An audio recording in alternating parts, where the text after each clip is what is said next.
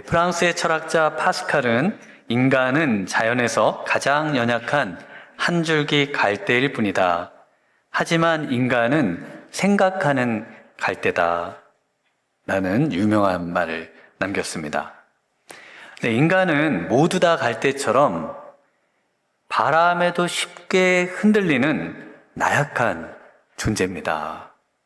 얼마나 나약한지 말 한마디에도 사람이 정말 자신의 생명을 포기할 정도의 그렇게 연약한 존재가 인간이죠. 그래서 강직하고 용감했던 위대한 선지자였던 엘리야도 내일 너를 죽이겠다라는 왕비 이세벨의 말 한마디에 쉽게 흔들리고 또 마음이 무너져 내리고 그리고는 하나님 앞에 나아가서 차라리 하나님께서 내 생명을 거두어 달라고 그렇게 애원을 했습니다. 이렇게 말 한마디에도 억장이 무너져요. 저도 고등학교 2학년 때 학생회 회장을 하면서요, 고2 겨울에 수련회에서 기도회를 인도했습니다. 근데 맨 앞에 앉아있던 우리 고3 누나가 저한테, 제가 이제 멘트가 좀 서툴렀겠죠. 그랬더니 멍청한 소리를 한다는 거예요. 그래서 제가 그때 갑자기 온몸이 굳고 갑자기 멍청한 사람이 됐습니다. 그리고는 거기서 꼼짝을 못하고 있으니까 우리 선생님이 저를 이렇게 끌어내려 주시고 그리고는 선생님이 이제 기도회를 인도했던 기억이 있습니다. 그리고 한동안 이 멍청하다는 그 말이 저한테 너무나 힘들게 다가왔어요.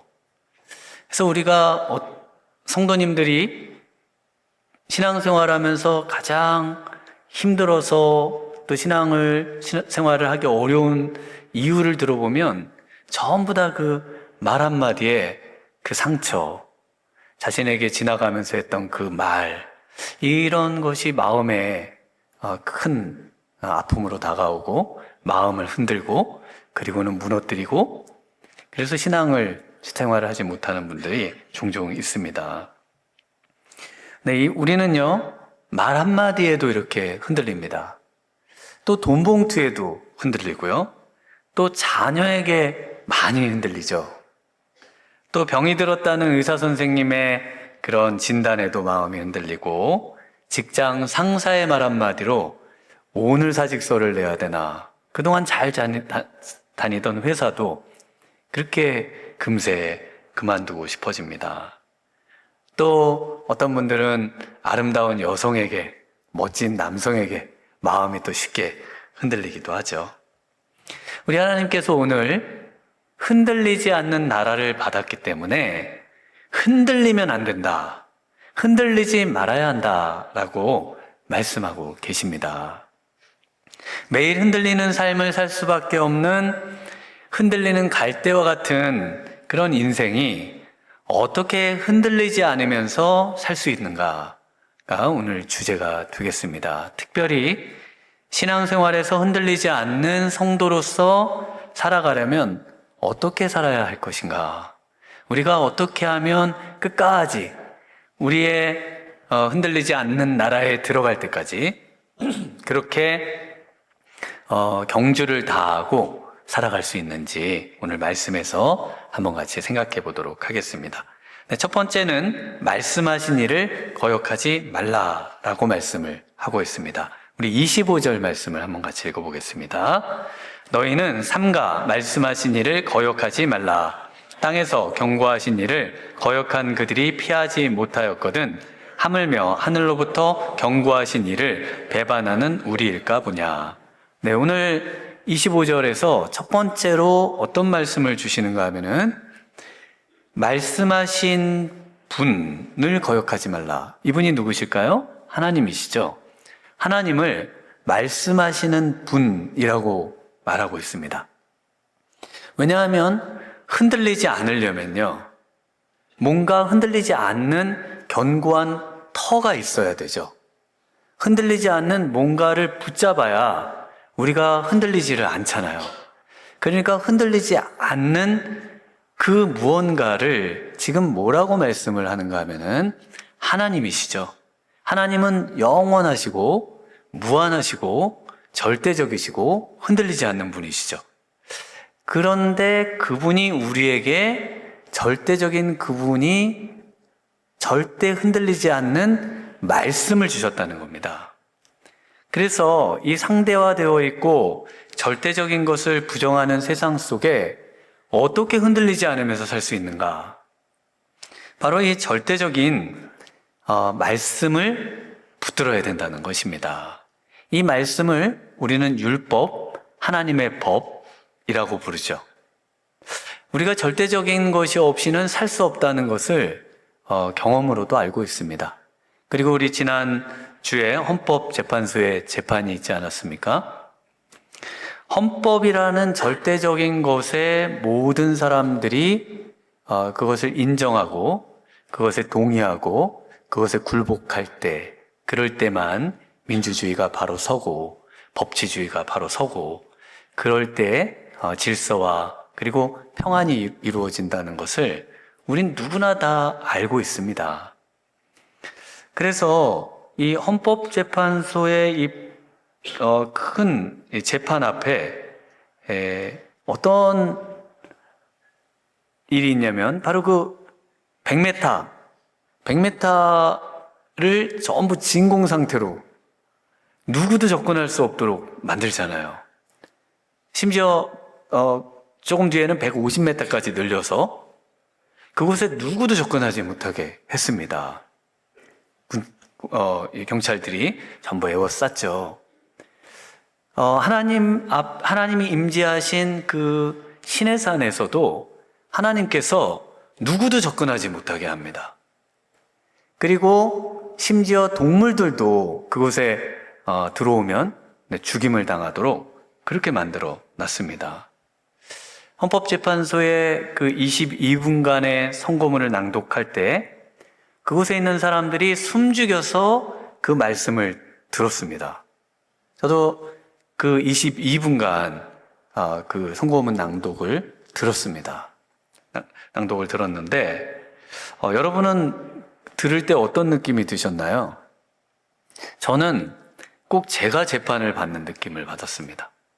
왜냐하면 하나님 앞에 이제 내가 재판받으려고 섰을 때 저렇게 조목조목 내 모든 잘못을 이제 낭독할 때 난 정말 어떤 모습일까? 정말 두렵고 무섭고 떨리고 오늘 모세가 그런 감정을 가졌던 것 같은 그 엄청난 그 충격이 내 앞에 있지 않을까? 히브리서 9장 27절에는요. 한 번 죽는 것은 사람에게 정해진 것이요 그 후에는 심판이 있으리라 이렇게 말씀하십니다. 로마서 14장 10절에도 내가 어찌하여 내 형제를 비판하느냐 어찌하여 내 형제를 업신여기느냐 우리가 다 하나님의 심판대 앞에 서리라. 그래서 우리 믿음의 사람이나 믿지 않는 사람이나 전부 하나님의 심판대 앞에 섭니다. 많은 분들이 우리는 그냥 무사통과라고 생각을 하시는데 우린 모두 다 심판대 앞에 서요. 다만 우리를 변호해 주시는 그 모든 죄값을 우리 예수님께서 정말 십자가의 죽으심으로 그 모든 것을 해결해 주셨다는 바로 우리의 중보자가 되시는 분이 그 심판대에 계셔서 우리의 죄를 이제 탕감을 해주시는 거죠. 그래서 우리가 정말 너무 감사한 마음으로 하나님의 나라에 들어가게 되는 것입니다. 이 선고문이 낭독될 때 낭독된 단어들이요.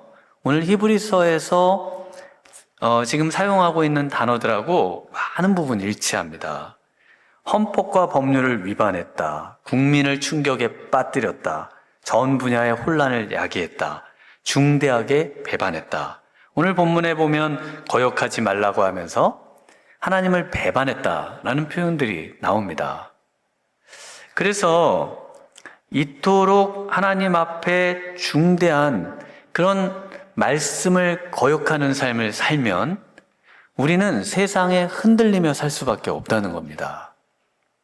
왜 이렇게 하나님의 말씀을 절대적인 법으로 생각하지 못하고 하나님의 법을 정말 꽉 붙들지 못하고 하나님을 거역하고 배반하며 살 수밖에 없을까요? 그 이유를 지금 오늘 본문에서 에서의 팥죽 사건을 예로 들어서 설명해 주고 있습니다. 에서는 아브라함의 아들, 백세에 얻은 아들 이삭이죠.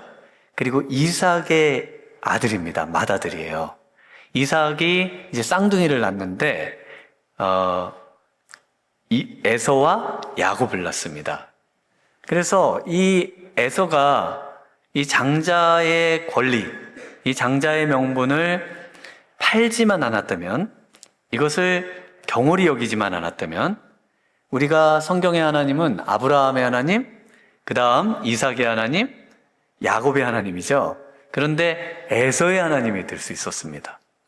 에서의 하나님이 될 수 있었는데 에서가 이것을 팔아버려요.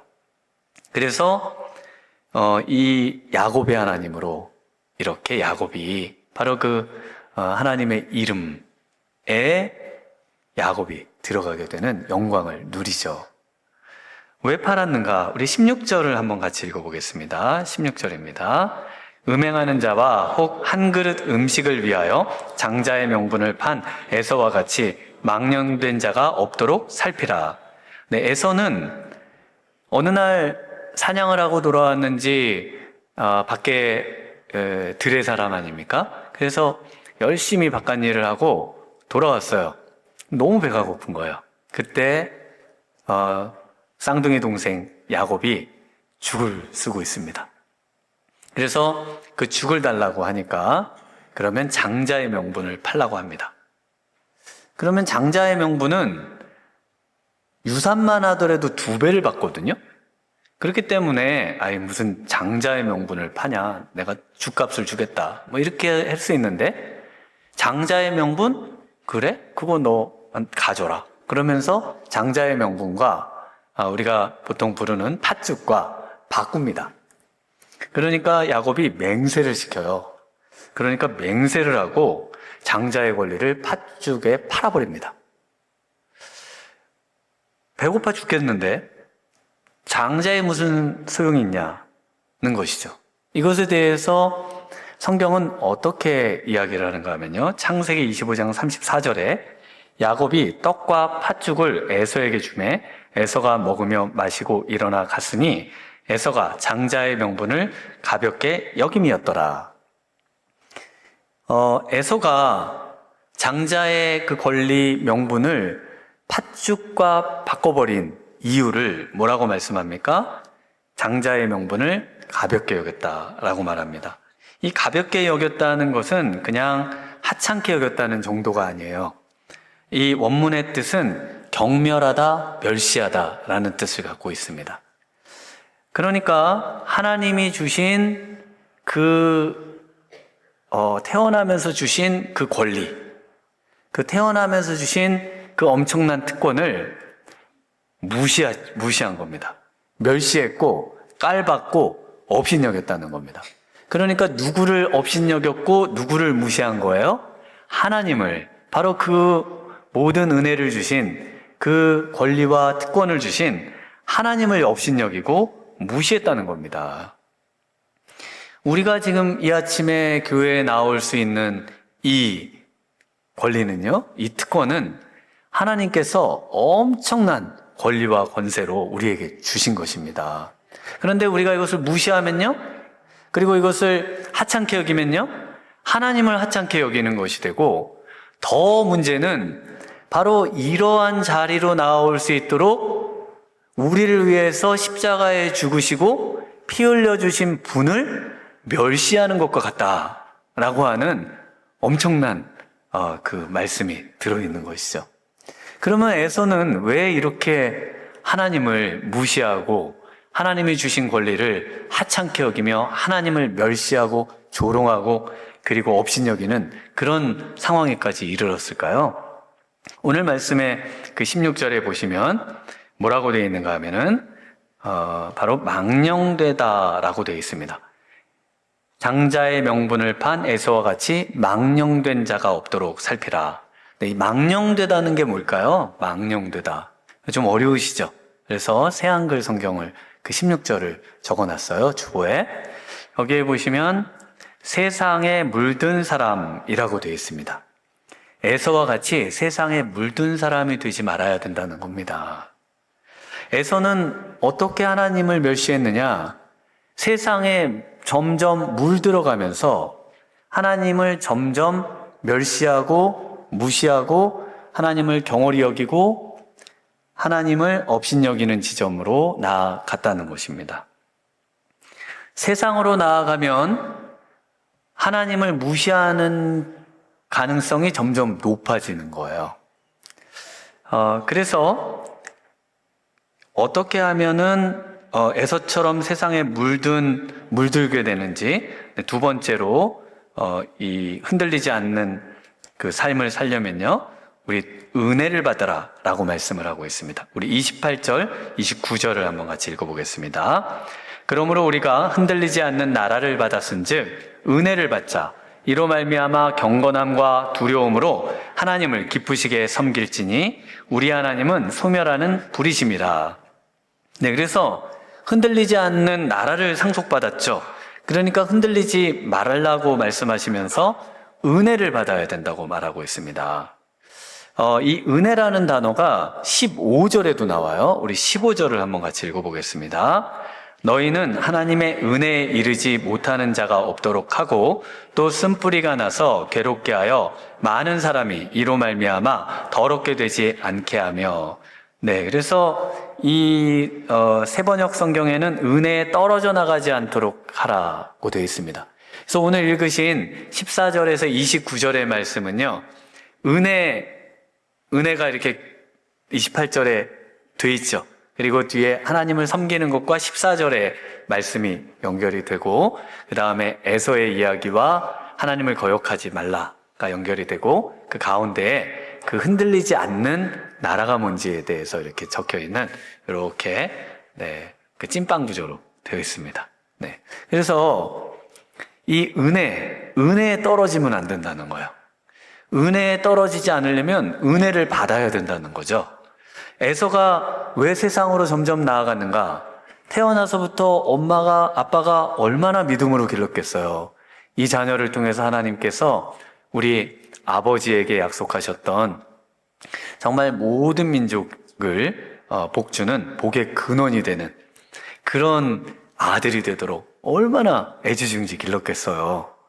그런데 점점 세상으로 나아가고 점점 세상에 물들더니 그러더니 은혜에서 완전히 떨어져 버린 겁니다. 그래서 은혜가 떨어지면 세상으로 물드는 거예요. 세상에 물들면 은혜가 떨어지는 거예요. 이게 이렇게 다 연결이 되어 있습니다. 그래서 세상에 나아가 은혜가 떨어지는 게 뭔가? 은혜가 뭡니까? 은혜가 떨어진다. 요즘 어떠세요? 은혜가 넘치시나요? 은혜가 좀 떨어지셨나요? 네, 은혜가 넘치시길 바랍니다. 네, 은혜가 넘치셔야 되는데, 은혜란 한마디로 하나님의 선물이죠. 받을 자격 없는 우리에게 하나님께서 아주 갚을 수 없는 그 엄청난 귀한 것을 선물로 주시는 거, 이것이 은혜입니다.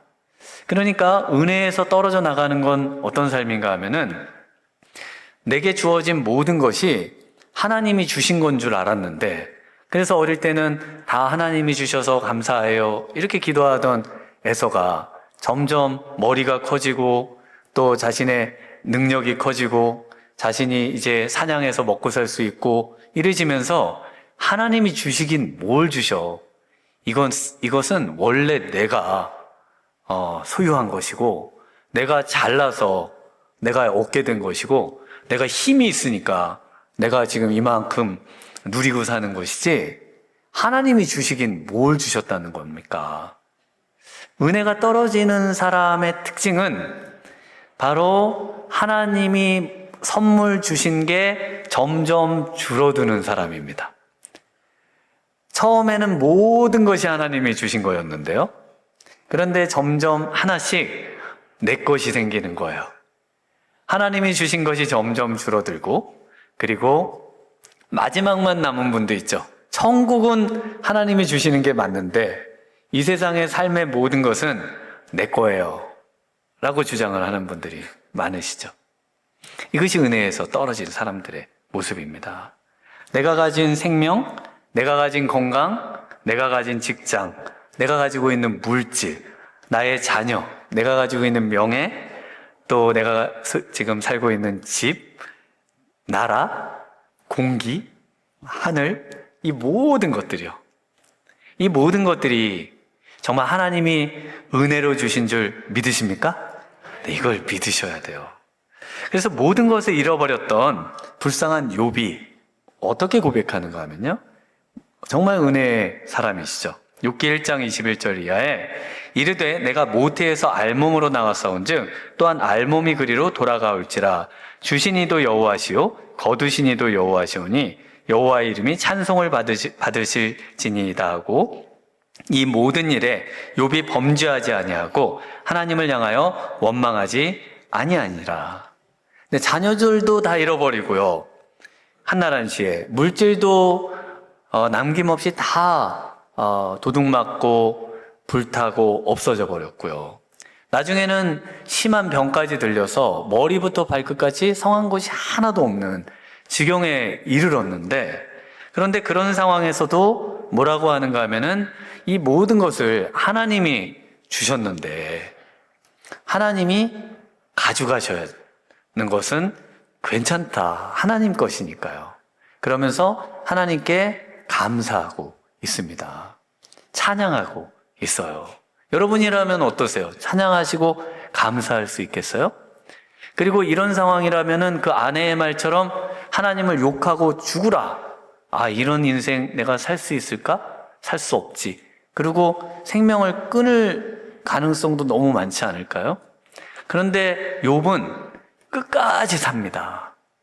왜냐하면 생명 붙어있는 목숨줄 하나, 이 호흡 하나 하나님이 주신 것이기 때문에 하나님이 가져가실 때까지는 내가 함부로 하지 않는 그런 호흡 하나도 소중히 여기는 믿음을 가진 바로 은혜의 사람이 이 욥이죠. 그래서 이 세상에 흔들리지 않으려면 은혜는 어떻게 받습니까? 주셔야 받죠. 모든 것을 하나님이 주셨다고 믿으셔야 됩니다. 하나님이 모두 다 주셨어요. 하나님이 주셔야 받는 거예요. 여러분이 정말 하나님께 구하면 하나님이 주실 줄 믿으세요? 하나님이 구하지도 않았는데 주셨다고 해서 하나님이 안 주신 게 아니에요. 하나님이 다 주신 겁니다. 그래서 이 모든 것이 하나님이 주신 것임을 인정하면서 사는 삶, 그 삶을 살 때 흔들리지 않는 삶을 살 수 있다는 겁니다. 내게 뭐가 좀 없어져도 흔들리지 않을 수 있는 이유는요, 하나님이 주신 거, 하나님이 또 잠깐 가져가실 수도 있잖아요. 또 좀 더 가져가실 수도 있잖아요. 문제가 없죠. 내게 아닌데요. 그냥 맡고 있는 거잖아요, 우리는. 그래서 이런 사람은 어떤 삶을 사느냐? 감사하는 삶을 삽니다. 그래서 이 은혜를 받으라는 구절을 그 새 한글 번역으로 보시면요, 새 한글 번역에 감사합시다라고 되어 있습니다. 그래서 이 은혜를 받으라는 말과 감사하다라는 말이 헬라어로 같은 말이에요. 같은 표현이에요. 그러니까 은혜를 받는, 문자를 표현하면 은혜를 받는 건데요, 그 은혜를 받는 사람은 감사하는 사람입니다. 그래서 날마다 하나님이 주신 모든 것이 하나님이 주신 것임이 확실하시면은 감사하지 않을 수가 없는 거예요. 모든 것을 감사할 수밖에 없는 겁니다. 그래서 이 감사의 사람, 바로 이 감사의 사람이 은혜의 사람인 것이죠. 미국의 사업가 중에 스탠리 텐이라는 분이 계신데요, 이분이 그 회사를 크게 세우고 이제 돈을 많이 벌어서 아주 유명하게 됐습니다. 1976년에 이분이 갑자기 병이 들어요.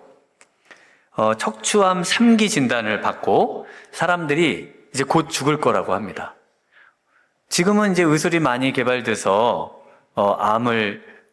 암에도 많이 이제 생존율이 높지만 과거에는 암은 곧 사망 선고하고 같았잖아요. 그래서 이제 곧 죽을 거라고 사람들이 생각하는데 몇 달 뒤에 병상에서 다시 출근을 해서 사람들을 놀랍게 만들었습니다. 그래서 어떻게 병이 나왔습니까? 도대체 돈이 많아서 어디서 무슨 약을 구해 드셨길래 이렇게 병이 나셨습니까? 사람들의 관심은 다 거기에 있었죠. 그때 이 스탠리 텐이 이렇게 말합니다. 네, 전 하나님께 감사만 했습니다. 그러면서 이렇게 기도했다고 합니다. 하나님, 병들게 된 것도 감사합니다. 병들어 죽게 되어도 감사합니다. 저는 감사할 것밖에 없습니다. 하나님, 무조건 감사합니다. 그러면서 그 병상에 있는 동안 전부 하나님이 주셔서 내가 이만큼 누리고 살고, 하나님이 주셔서 기업도 성장했고, 하나님이 이제 이 모든 것, 내 생명 가져가셔도 하나님이 주인이시기 때문에 나는 감사합니다. 나는 감사합니다. 무조건 감사합니다. 네, 우리 무조건 감사하실 수 있는 우리 미라의 성도님들 되시길 바랍니다. 무조건 감사한 거예요. 원망이 일어날 때 하나님이 주셨던 거지. 하나님이 내게 이렇게 아무것도 없는 나에게 이런 은혜를 주셨지. 그러면서 감사를 새롭게 할 수 있다면 우린 은혜의 사람이 되는 것이죠. 실제로 세계 최고의 암 전문 병원인 미국 텍사스 주립대 앤더스 암센터에서 31년간 봉사한 이 김희신 박사님도 교회 성가대원들하고 일반인들의 비교하면서 성가대원들 면역세포가 일반 사람들보다 1000배가 높다. 이제 결과를 발표한 적이 있었습니다. 과거에. 그러면서 그때 한참, 감사는 최고의 항암제다. 이런 말이 한참 우리 유행했었죠. 우리 약 중에 약은 감사약이 최고인 줄 믿습니다. 감사약이 최고예요. 내 형편이 남과 비교해서 왜 이런 상황에 두셨습니까? 원망하고 불평하면 병들어요. 오히려 우리 하나님 내게 이렇게 밥 먹고 살게 해주신 거 감사하고, 비 안 맞고 살게 하는 집 주셔서 감사하고, 따뜻한 옷 주셔서 감사하고, 잠잘 수 있는 처소 주셔서 감사하고, 일할 수 있는 일터 주셔서 감사하고, 가정 주셔서 감사하고, 이 감사의 거리를 날마다 나열하면서 사시면요, 건강하고 흔들리지 않고 정말 우리 하나님께서 주신 그런 사명의 삶을 살 수 있다는 것입니다. 우리 흔들리지 않는 마지막 삶은요, 하나님을 기쁘시게 섬기라 라고 말씀을 하고 있습니다. 우리 28절과 29절 한번 같이 읽어볼까요? 그러므로 우리가 흔들리지 않는 나라를 받았은즉 은혜를 받자. 이로 말미암아 경건함과 두려움으로 하나님을 기쁘시게 섬길지니 우리 하나님은 소멸하는 불이심이라. 그래서 은혜를 받으려면 어디로 나와야 할까요? 예배의 자리로 나와야 됩니다. 그래서 새번역 성경에는 하나님의 마음에 들게 예배하라 라고 번역을 해주고 있어요. 그 번역이 더 맞는 번역입니다. 그러니까 하나님을 예배하는 자리로 나와야 되는 겁니다. 하나님을 예배하는 자리로 나오지 않고 은혜로 살고 감사로 살겠다는 것은 앞뒤가 안 맞는 말이라는 거예요. 하나님께 예배를 드려야만 은혜가 충만합니다. 그런데 그 예배는 어떻게 예배를 드려야 은혜가 충만하고 흔들리지 않는 인생을 살 수 있는 그런 삶을 살 수 있는지 말씀하냐면, 누구를 기쁘게 해야 한다고요? 하나님을 기쁘시게 하는 예배를 드려야 된다는 겁니다. 새한글 성경에는 하나님 마음에 들게 예배를 드려야 된다는 겁니다. 그래서 우리가 예배의 자리에 늘 오시는데 저는 흔들리던데요, 목사님. 저는 감사가 잘 안 나옵니다. 매주 예배는 드리는데 하나님이 기쁘시게 하는 예배를 드려야 돼요. 하나님 마음에 쏙 드는 예배를 드려야 됩니다. 그러면 하나님 마음에 쏙 드는 예배, 하나님을 기쁘시게 하는 예배가 뭔가? 하나님을 기쁘시게 하지 못하는 예배를 드리면 소멸하는 불, 29절에 소멸하는 불이 나와가지고 다 태워 죽였다는 거거든요. 언제 그러셨을까요?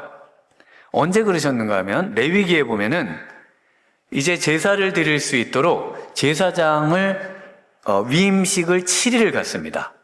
그리고 8일째에 취임식을 가져요. 오늘날 이제 목사님들 위임식, 취임식을 보면 취임식을 먼저 하고 그 다음에 위임식을 나중에 하잖아요. 근데 성경에는 위임식을 먼저 7일 동안 갖고 그 다음에 8일째 취임식을 갖습니다. 그래서 위임식 7일을 다 아론과 그의 아들들이 위임식을 다 마치고요. 제사장들이 또 그리고 나서 하나님께서 하늘에서 불을 내려주셨습니다. 그래서 제단의 제물을 태우면서 이 불로만 하나님께 제사를 예배를 드리라고 하셨어요. 그런데 8일째 됐을 때 아론의 아들인 나답과 아비후가 그 하나님이 주신 불이 아닌 다른 불로 제사를 드리다가 그 하나님의 불이 거기서 제단에서 나와가지고 그 아들 둘을 다 불태워 죽입니다. 전부 소멸하는 불이신 그 불이 다 태워버립니다. 그 내용이 레위기 10장 1절 2절에 나오는데요. 한번 읽어드려 볼게요. 아론의 아들 나답과 아비후가 각기 향로를 가져다가 여호와께서 명령하시지 아니하신 다른 불을 담아 여호와 앞에 분향하였더니 불이 여호와 앞에서 나와 그들을 삼키매 그들이 여호와 앞에서 죽은지라. 그러면 오늘날 우리도 하나님이 주신 불로 예배드리지 않으면은 다 불타 죽는 거죠. 옛날로 가면은 다 불타 죽어야 되거든요. 우리가 하나님의 불로 예배드리지 않으면은. 그런데 오늘날은 예수님이 십자가에 죽으시고 그리고 나서 부활하셔서 하나님 보좌 우편에 가셔서 우리 인생은 반드시 하나님께 예배를 드려야 되죠. 그 목적을 위해서 하나님 우리를 만드셨는데 그래서 예배를 드릴 수 있도록 하늘에서 불을 보내주셨어요. 그 불이 무슨 불일까요? 성령의 불입니다. 성령의 불을 주셔서 이 성령의 불을 가지고 예배를 드려야만 되는 거예요. 그래서 사도행전 2장 1절에 보면 오순절에 성령 강림 때 모습을 보시면요. 오순절 날이 이미 이르매 그들이 다 같이 한 곳에 모였더니 호련히 하늘로부터 급하고 강한 바람 같은 소리가 있어 그들이 앉은 온 집에 가득하며 마치 불의 혀처럼 갈라지는 것들이 그들에게 보여 각 사람 위에 하나씩 임하여 있더니 그들이 다 성령의 충만함을 받고 성령이 말하게 하심을 따라 다른 언어들로 말하기를 시작하니라. 그래서 급하고 강한 바람이 호련히 하늘로부터 내려와서 마치 뭐처럼 갈라져요? 불의 혀처럼. 불꽃이 막 날리는 것처럼 각 사람 위에 전부 예수님을 믿는 그 모든 사람 위에 임하여 있는 겁니다. 그러니까 지금 우리 성도님들은 성령님이 불이, 그 제단의 불이 지금 활활 타올라서 하나님 앞에 예배를 드리고 있는 거예요. 그냥 앉아있는 게 아니에요. 그게 그 불이 보이지 않는 것 뿐이고 그 불이 눈에 보이는 가시적인 형태로 되어 있지 않는 것 뿐이지 우리는 성령의 불 가운데 하나님 앞에 지금도 우리 예수님을 진리로 바로 그분을 제물로 제사를 드리고 있는 겁니다. 이것이 신약의 예배예요. 그런데 구약의 예배도 하나님 앞에 잘못된 예배를 드리면 불타 죽었는데 신약의 예배는 더 그 죄가 엄하다는 겁니다. 보이지 않는다고 지금 엄하지 않다고 생각한다면은 오해라는 거예요. 왜냐하면 이제 그 나라에 우리가 들어갈 때 하나님의 그 심판대 앞에 설 때 그 하나님 앞에 예수님의 피를 무시하고 성령의 불을 무시하고 예배드렸던 그 모든 것을 하나님께서 재판하시고 심판하신다는 겁니다. 제가 하나님 앞에 나아가는 그것이 얼마나 어렵고 무서운지를 한번 경험한 적이 있습니다. 지금 여러분들은 하나님 앞에 나오는 것이 너무나 이렇게 쉽게 느껴지실 수도 있겠어요. 제가 이제 그 이스라엘에 있을 때 지금 그 하마스와 그 이스라엘 전쟁하고 그러지 않습니까? 여리고라고 하는 곳도 이 팔레스타인 정부가 통치하는 지역입니다. 그러다 보니까 여리고 그 도시 들어가는 입구에 그 이스라엘 군인들이 있고 그 안쪽에는 또 팔레스타인 군인들이 지키고 그 초소가 2개나 있는 거예요. 근데 제가 이제 그 대한항공 승무원들을 안내를 하고 예루살렘도 구경시켜주고 마지막 코스가 사해 바다에 가서 이제 사해 온천도 체험하고 그리고 텔아비브까지 또 이제 그 모셔다 드려야 되는데 제가 그 여리고의 그 호텔에서 그 한인의 모임이 있어서 제가 이제 그 여리고 호텔까지 들어갔다가 나오려면은 검문도 받아야 되고 시간도 더 걸리니까 좀 미안하기도 하고 그래서 그 입구에서 내렸습니다. 입구에서 내려서 가라고 하고 좀 해가 어둑어둑 지는데 거길 걸어 들어가기로 결정을 했어요. 제가 왜 그런 미친 짓을 했는가 모르겠어요. 그러니까 들어가는데 전에는 전부 차로 들어가니까 이제 패스포트 보여주면 되고 이렇게 여권 보여주면 되잖아요. 근데 걸어 들어가는데 총을 저한테 이렇게 기관총도 막 겨누고 총도 막 겨누고 그 너무 무서운 거예요. 그래가지고 저도 모르게 막 손을 들고 거길 막 들어갔습니다. 그래가지고 가까이 가가지고 나 여기 행사가 있어서 한국 사람이다 그러면서 들어갔거든요. 정말 무서웠습니다. 그래서 제가 다시는 걸어 들어가는 그런 일은 그 뒤에 하질 않았습니다. 여러분이 생각할 때 하나님의 지금 보좌 앞에 나와 계시죠? 그런데 이 하나님 앞에 나오는 일은 과거에는 엄두도 내지 못하는 일이에요. 이건 정말 끔찍한 일입니다. 정말 언제 어떻게 죽음을 맞이할지 모르는 정말 살떨리는 순간이에요. 예배의 순간이지만. 그런데 우리가 정말 우리 예수님 때문에 하나님 앞에 이렇게 편안하게 담대하게 나와서 그분이 주신 성령을 받고 예배드릴 수 있다는 것은요, 정말 놀라운 특권입니다. 이것을 업신여기면 안 된다는 거예요.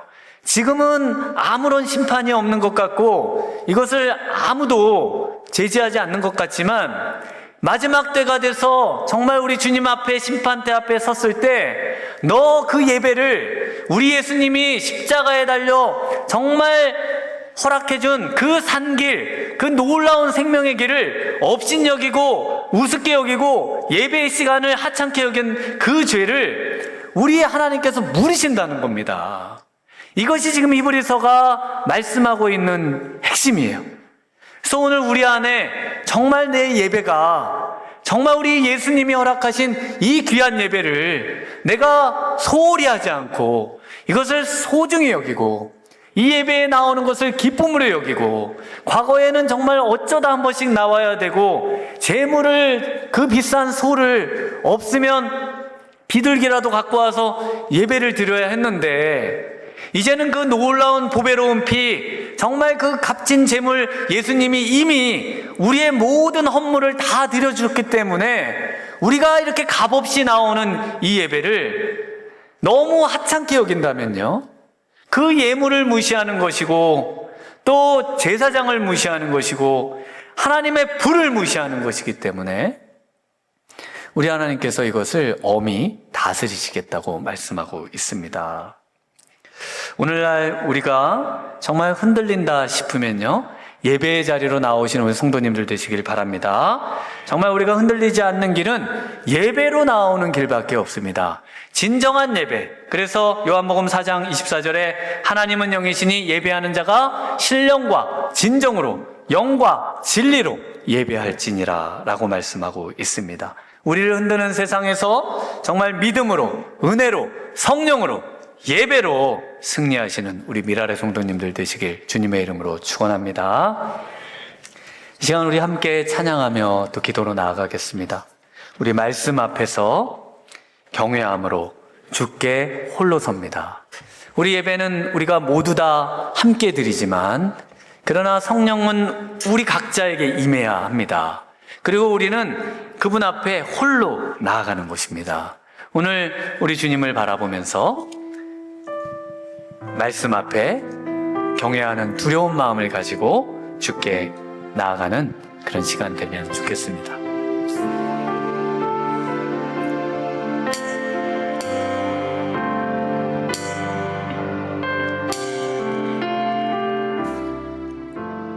말씀 앞에서 경외함으로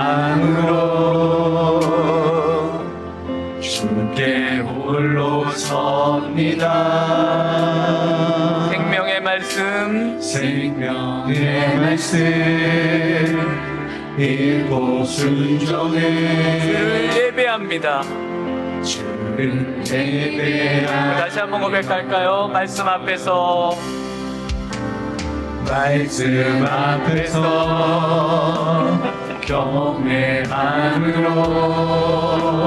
경외함으로 주께 홀로 섭니다. 생명의 말씀 읽고 순종해 주를 예배합니다. 기록된 말씀 힘이 있어서 기록된 말씀 힘이 있어서 진리로 우리 거룩해 하여 거룩한 말씀 세세 영원히 복음이 되어 말씀하시네. 하나님 말씀에 영원 거는 자 그 말씀에 생명을 거는 자 한 사람 찾으시는 주님의 약속을 믿어. 하나님 말씀에 영을 거는 자 순종하며 주 따라가는 자 영원한 하나님 나라 이뤄갈 주의 교회여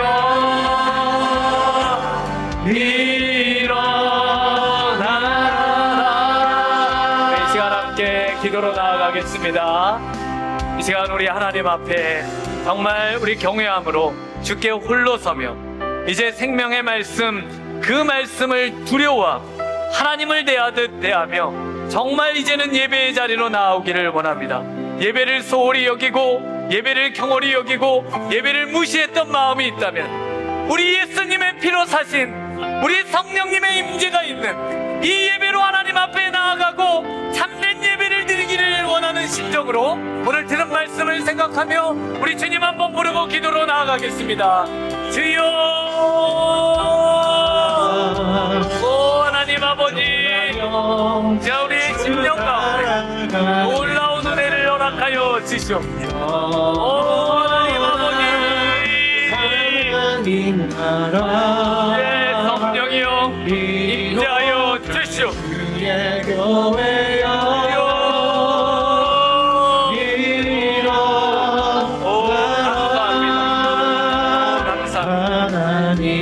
영광받아 영원한 자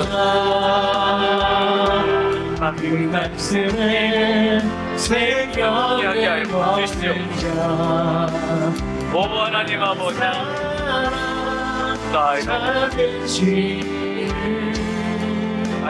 주님의 약속을 믿어 하나님 말씀을 영을 거는 자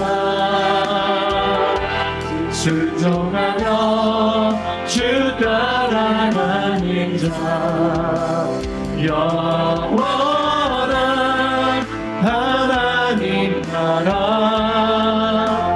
이루어갈 주의 교회여